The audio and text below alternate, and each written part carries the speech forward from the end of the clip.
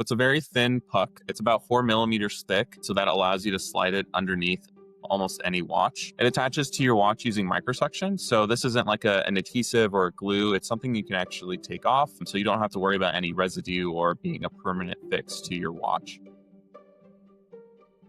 Welcome to Discover Startups, a show that shines a light on early stage founders and the ideas behind the businesses that they're building. I'm Georgie Brown, and on today's show, how co-founders Tyler and CJ are reinventing the wearables category with Fulcrum. There are millions of people who love watches, real watches, luxury timepieces collected, cared for, and often worth thousands. But many of these collectors also want the health insights that smartwatches provide. Right now, if they want both, they have to choose. Wear the beautiful watch that they love, or strap on a clunky smartwatch that drags their attention back to yet another screen. For collectors, that trade-off feels wrong, which is why so many end up doing something equally wrong, wearing both. A prized timepiece on one wrist, a smartwatch on the other, just to get the data they need. Fulcrum is the solution for people who refuse to choose between style and insight. Instead, they've built a discreet, fully fledged health tracker that sits under your existing luxury watch, delivering smartwatch-level metrics while keeping your favorite collectible exactly where it should be. They're flipping the script on wearable technology to make sure it fits into your life, not the other way around. Tyler and CJ, thank you so much for joining me on the show. Thanks for having us. Thank you so much. I'm so excited to have this conversation today. I've been following you guys for a little while, but I guess for anyone that's listening that isn't familiar with you, it'd be great to get a feel for who you are and what the story behind Fulcrum is. Yeah. So my name is Tyler Boardman. I'm one of the co-founders of Fulcrum. So we started Fulcrum about 3 years ago with an idea. It really stemmed from getting into watches after college, and being an engineer, you kind of want to create things and you want to make new things. And I had a really big interest in fitness and collecting watches at the time. And I figured, I shouldn't have to compromise. So I talked to my longtime friend CJ here, and we came up with a couple ideas, and we ended up thinking, this is something that we could actually use, and other people who are in the similar area would probably take advantage of something like this. So that's how we kind of started out. Amazing. And where did you guys meet? Yeah, we actually met back in first day of middle school, right? Yeah. So it was our grade 6 year. We both met when we were about 10 years old. So we've known each other now for about 15 years, which is crazy. Wow. Yeah. That is crazy. But I love that. I love that it's such a strong friendship now building such a strong business, which is really exciting. Oh, yeah. And then what are your backgrounds? So it'd be great to get a feel for how those backgrounds came together to be the inspiration for Fulcrum. Yeah, absolutely. So I'm an electrical engineer, and funnily enough, since we've known each other for so long, CJ was actually really into a lot of different technical areas in high school. And he's actually a big reason on why I'm an engineer to begin with, because I would just go over to his house and he would show me his gaming computer, and I was really interested in it. And, I didn't have anything else better to do. So I figured, what, why not become an engineer? We're constantly finding stuff to break or fix. And then for my background, I'm primarily software engineering is my main background. And then today, outside of Fulcrum, I also work in sales, which has helped us a lot with some of the more business-minded aspects of running this company, which has definitely been a unique learning experience for both of us, coming with just engineering backgrounds. I can imagine, yes. But it's great that you're bringing, obviously, the hardware, the software, and now the sales side to the table. And I think that the product you guys are building is really fantastic. Now, obviously, you guys have done a huge amount of research to get to where you are today. What have you seen to be the biggest pain point that watch owners have found with smartwatches these days? Honestly, the biggest pain point we've seen is it's hard for people to choose between the watches that they love to wear, whether there's something that's sentimental to them, or picking and choosing a smartwatch or a health tracker to collect their data with. So we've definitely heard people want to collect their data, but they just don't like wearing a smartwatch, or they don't like wearing a wearable. And that's kind of the biggest thing that we've seen. That's really interesting. I think the smartwatch category has grown a huge amount in the last few years, especially in the more broad wearables category. Why have you seen so many traditional watch lovers resisting leaning towards smartwatches? What's missing for them? I mean, a lot of traditional watch wearers, they're collectors in a sense. They collect them for a reason, whether they're luxury items or they have a fascination with the movement or the history behind these watches or the brands. And that's a really big reason to keep them going, because they're more than just a tool. They're kind of a statement piece for a lot of people. And some people, it's also just a sentimental value thing. A lot of people like to use these as accessories, or they're from previous family members, and it has a lot more meaning than just, a phone or smartwatch might have. There's also, from my own experiences, a bit of a status piece with your watches out there as well. It's something that people wear. And I guess maybe the Apple Watch and the Garmin aren't quite doing the same job Yeah. as those incredible collectible pieces. Exactly, yeah, and people spend thousands of dollars, hundreds of thousands even on these watches, and there's a reason. There's such a history behind them, and they're really exclusive and beautiful items, and I think we should definitely allow people to express themselves and keep their watches the way that they love them. I couldn't agree more. And for the people that are these watch collectors, what trade-offs have you found them making when it comes to integrating smartwatches into their life alongside their collectible watches? I think there's two main areas we see trade-offs. And actually, I think you greatly alluded to both of them. One is that we see a lot of people end up either A, wearing both. So they might have an Apple Watch or a Fitbit, for example, on one wrist, or in some cases we've seen on an ankle, which is kind of interesting. And then their traditional timepiece on their other wrist. Or there's, I think the bigger majority of people, they choose one or the other. So maybe for today, some event I'm going to, what I know I'm doing today, I'm going to wear a traditional timepiece and forgo all health tracking entirely. And then the bummer there is that you lose that data. You're just not collecting it because you don't have it on you. Those are really the two main areas that we're seeing trade-offs today. And really, it comes down to just the pursuit of the data. If you really want the data, you're wearing both and you're trying to hide one, especially if you're going to an event. Or if you're okay losing the data, then you're giving up on one of your timepieces for the day. That's really interesting. And I think it's definitely something that I've seen with people that I know in my own world. So it's definitely a real world problem that you guys are coming to solve in this watch industry. Obviously, technology and wearables have now been around for quite some time. But what has changed in the last few years to make what you're doing with Fulcrum so pivotal right now? Yeah, I think the biggest thing that we've seen is a resurgence in personal identity and expression. When we started Fulcrum, it was right after the height of COVID. So everyone was coming back out into society for the first time. And all of a sudden, everyone kind of like looked the same. We're all dressing the same, you know? And so there was in the immediate following years, we saw this increasing resurgence of, wanting to express yourself, whether that was through your accessories, through your outfits that you wore, but especially in accessories. And so we saw, like, for example, all these new Apple Watch bands that came out where you could try to make your Apple Watch look a little bit more yours, with maybe like a colorful or unique pattern, for example. And then we saw the flip side of that. People got into watch collecting who had never been into watch collecting before. And that's, I think, the bucket that both Tyler and I fell into was immediately after college, we both started collecting a couple watches. And so we saw the same change. So we saw it in us and we saw it in our friends. And we're like, we could probably help you with that. And so we founded Fulcrum around that same idea. But definitely a resurgence of individuality, personal expression. And then just to call out a couple examples too that really come to mind is we saw some brands try to hop onto this trend. So for example, Fossil came out with a line of hybrid watches where they still look like traditional timepieces, but they were smart, albeit usually limited in some capacity. And then there's other brands who weren't doing anything smart at all. One of my favorite of which is a unique brand called Evora that's also local to us here in Arizona that have started making, they call them distraction-free timepieces. They're very unique individual watches. They're not designed to be smart, and that's a big part of their philosophy. But it's kind of the same idea that we saw across the market as a whole. So there's definitely a trend pushing in the direction that Fulcrum is now leaning into, which is fantastic to hear. And I guess now would probably be a good time for us to move into talking a bit more about the product itself. So maybe you guys could just take us through how your product, the X1, for anyone that isn't already familiar, how it works and how it attaches, all the different details. It'd be great to understand a little bit more. Yeah. So I have a little bit of a prop here. This is pretty close to the final product. So it's a very thin puck. It's about 4 millimeters thick. And so that allows you to slide it underneath almost any watch. And you can basically hide it under any watch. Pretty indistinguishable from just wearing the watch normally.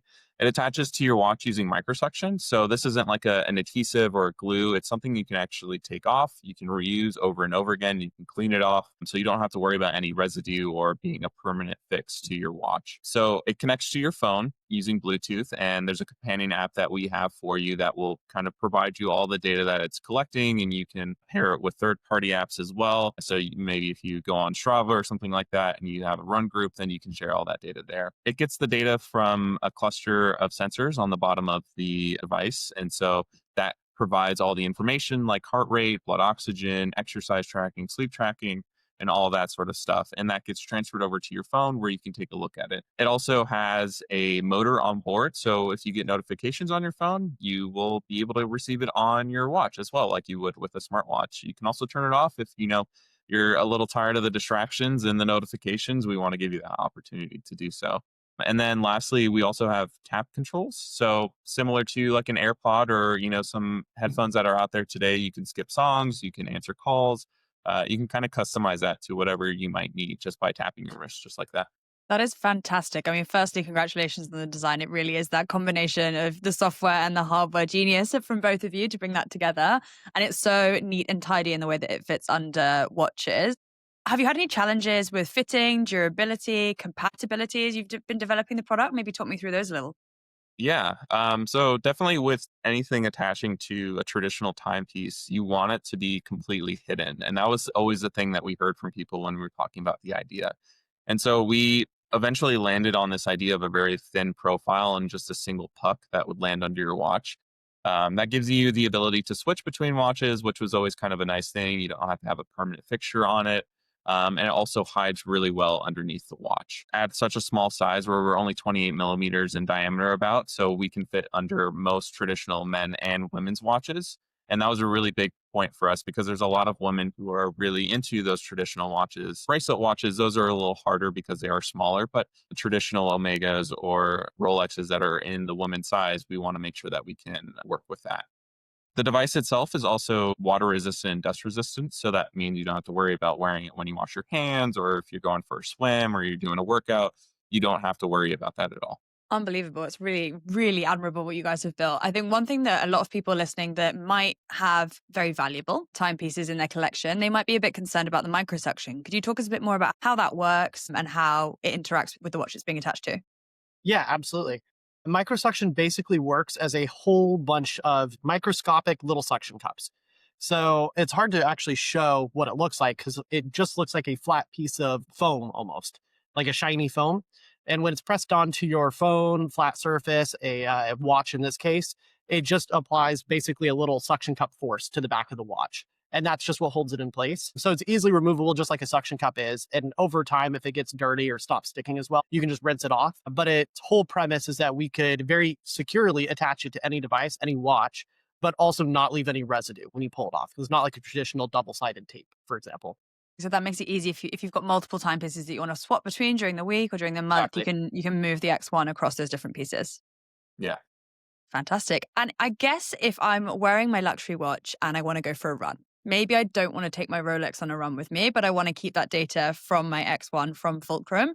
How does that work? Can I still use it? Yeah, absolutely. This is a great question. I'm actually really glad you asked this. We got that exact same feedback from almost everyone that we've talked to about this. It was one for if I want to go on a run or some strenuous activity that I don't want to wear my prized timepiece on, or if I want to go to bed, I don't want to sleep in my Rolex, for example, but I want to get the sleep tracking. What are my options? So what we're doing today is we're shipping with every device a elastic band that has a little flat surface that you can attach the puck to. So it's very similar to like a little stretch band that you might put on your wrist for any other purpose. So in this case, you can take that out for a run and you're not under the burden of wearing your regular timepiece, but also means it's a very low profile and comfortable fit for wearing to bed if you want to get sleep tracking and not be wearing a watch. That's a really neat solution for what I imagine was quite a challenge to come up against in the product development side of things. Yeah, absolutely. Let's talk about those launch timelines. So where are you guys at with this? I know you've been developing it for a while. When are people going to be able to access it? Yeah, absolutely. So we opened Wave 1 pre-orders earlier this year, and we expect to ship those by the end of December now. And those are primarily going out to our US customers for the first wave. And then we intend to open international shipping beginning next year, early next year. So in January, we'll open pre-orders for international sales. We hope to be able to sell in the US, Canada, and the EU, or the EU and the UK primarily. So that's where we're starting. So early next year, we'll open pre-orders. We expect those batches to ship in February as well. So we'll get those into your hand very soon. It's been crazy that it's been a 3-year process of trying to make the device and all of a sudden they're starting to go out the door. That's been crazy. Yeah, it's been very scary. Yeah, definitely monumental. And then as the devices roll out today, new features in the app are constantly going to be rolled out. So we mentioned sleep tracking, that'll be coming in the app. So will automatic activity detection and support for third-party services like Strava. Importantly, though, the device itself supports these today. So the device you get now has all the capability for these features. It's just a matter of us completing our rigorous testing to make sure that they work accurately and correctly in the app for day-to-day and extended use, which is a big one of our focuses right now. Yeah, we want to make sure that we're updating the software that's on the device continuously, just in case there's any feedbacks. Obviously, with a new product, there's always going to be a couple kinks here and there, but we definitely want to listen to our first users and make sure that we're making those changes as fast as possible. Amazing. Well, it's great to hear a little bit more about the updating and how you guys are looking to grow the product over time. I'd love to take our listeners back a little bit and get a feel from you guys as to what's the biggest challenge been as you've been developing the X1 and the business so far. I think one of the biggest challenges has been just constantly going through design changes and like changing not Yeah. necessarily the idea of what the product is, but how we're presenting it. We came with the idea, and I think the idea is still a centerpiece of what we're delivering today, but how it looks has changed a lot. It used to be this kind of band that would attach on the links of the watch, and we got, some negative feedback on that. And even as we got to this puck format, we've had to change it, almost 16 times Yeah. to get to a, a form factor that works in terms of the height, in terms of fitting everything in there. We want to provide, long battery life, so we can't compromise on some things. So all those different changes are just unexpected, and going through them every time. That's just one of the biggest hurdles that I think, I've come across at least. I say that, and then we're learning so much. Like there's so many new like wheelhouses we have to work in. So running a business and all of like the legal implications of doing so has Yeah. been a brand new challenge to us. But then to Tyler's point, as we work through like hardware revisions, especially, it's interesting because we have a very like fixed idea of what we know we want to do and how we think we can accomplish it. And then we find out through multiple iterations, like there's some things that just aren't possible. Like there's some heights we can't achieve. For example, we're limited to different components. So it's just interesting. Everything is a little roadblock and everything's a learning opportunity. Makes a lot of sense. And thank you for taking us all back through that journey. With your backgrounds in hardware and software engineering, what's the product development process been like? Was there a lot of tinkering in garages going on, or how did you guys move into manufacturing from there? Yeah, absolutely. There's been a lot of repurposing of rooms. So we had a bedroom lab in different shapes and forms multiple times, trying to make do with the little space that we have. If I had a nickel for every time I stepped on like some piece of electronics or something Yeah. sharp on the floor that shouldn't be there all the time, but constantly repurposing rooms. And then effectively that right now we're also operating out of two different garages. Yeah, it's a lot of making do with the space that we have. Yeah. And I think in terms of like the design process as well, there's a lot of information out there. And I think this is just kind of a staple of engineering. It's taking a lot of different parts from different designs. Like smartwatches are Yeah. are nothing new, but in this size and in this height, that's such a different form factor that we kind of have to alter it. And we have to take something from one device and, change it, and take something from another device and kind of combine them together in terms of the design, right? So it's a lot of different ideas of things that are kind of already out there, but really packaging them in this really super thin area that we Yeah. have. It's definitely been a struggle because we have the tolerances of like micrometers, basically, not just millimeters, micrometers. And it's really just been ensuring that every single step we're paying attention to what area we're using and what design we're using. While I think it's all very exciting what you guys are building, I'm very excited for everyone to get their hands on the international shipping for me in the UK. But for all of the people out in the US, obviously that's going to be with you a lot sooner. For the people that are listening, what can they expect from Fulcrum over the next 12 months? I mean, beyond the X1, we definitely have a vision of continuing and designing products similar to this. I think our motto is definitely designing technology that fits into your life and something that you don't have to change your life for. And that's really the ethos that we kind of designed the X1 around. And we want to continue that with different areas of technology. So we're definitely going to be listening to the feedback that we get for the X1. We want to continue and making improvements on it. Eventually, we'd like to add things like temperature sensors and possibly like an ECG sensor as well. So you can get even more information in terms of the health and biomedical area. And we're also looking at other products. Is there any other things in this health kind of wellness area or exercise area that we could really make easier for people to use? Exciting. I think there's a busy 12 months and lots of work ahead for the two of you, but big challenges to take on in an exciting way. I guess moving on to our last few questions, for any founders that might be listening, you guys have obviously been on a journey with this. It's been 3 years in the running. You're now coming up to this launch stage. What is the biggest learning that you've had that you would want to share with other founders? For me, it's been that everything will take longer than you think it should, and you will iterate about 5 times more than you think you should. And so a big learning there is just to be patient with yourself. Everything is a process and you do need to trust the process, but be open to learning new things because you will definitely need to succeed. Absolutely. Yeah. And I definitely want to echo that in a sense because I've had to learn so many different tools and things and like outside of my own specialty. I'm an electrical engineer and I'm having to do stuff with like mechanical stuff and 3D printers and material science and all this stuff, and definitely be open to what's out there. And a lot of people are always willing to help you. There's a lot of people who are excited to see you on your path and your journey, and make sure you take advantage of the people who are willing to help you and just listen to them and listen to advice and kind of keep the center idea of what you have in mind as you go forward.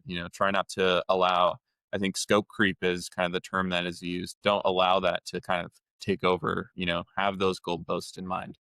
That's really sage advice. And I think for anyone listening, I hope everyone takes it. And I couldn't agree more with what you guys have said. Everything definitely takes longer than we think. And one thing that I found on my own journey is, it's always surprising how many people are out there cheering people on, complete strangers on the internet that are here to cheer you on, make new friends like us today.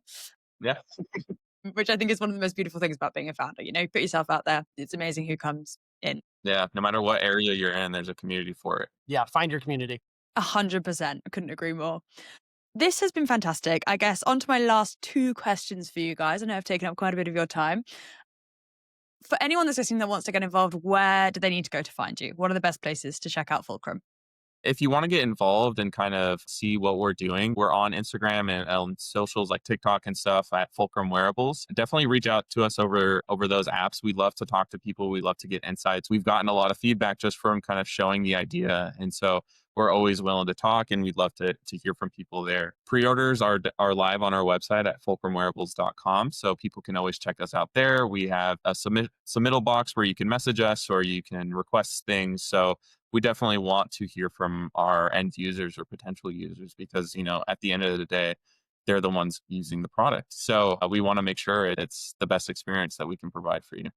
Well, I will make sure to link all of those things in the show notes so that if anyone is listening, they can get your Instagram, your website, all of those different channels and contact you guys for any questions they might have.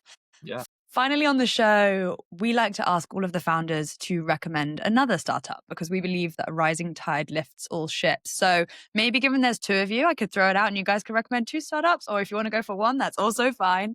But it'd be great to get a feel for another startup that you think deserves some recognition that we should speak to on the show next. Yeah, absolutely. I touched on them very briefly, but I think a company in a similar space to us that's doing something really unique is Evora watches. I love that they're also local to us here in Phoenix, but they're currently on a mission to make timepieces less distracting, or more importantly, try to distract you less just in general. So simple pieces that are super unique, really tied to your own individual expression and like personal freedoms. And I think they're just beautiful timepieces in general. So they're a unique startup. I think would be really interesting to hear their interview. Yeah, I definitely agree. Brilliant. Well, I will make sure to reach out to them. I'll get their contact details off you guys, and I'll try my best to get them on the show for anyone that's interested in listening. Guys, Tyler, CJ, thank you so much for your time today. It has been so great hearing all about Fulcrum. I cannot wait to see where you guys take this. I can't wait to catch up in 5 years' time when everyone's got an X1 on their wrist, or maybe an X3 by then. Who knows? But this has been really, really fascinating, and thank you so much for your time. Thank you so much. No worries. It's been a pleasure.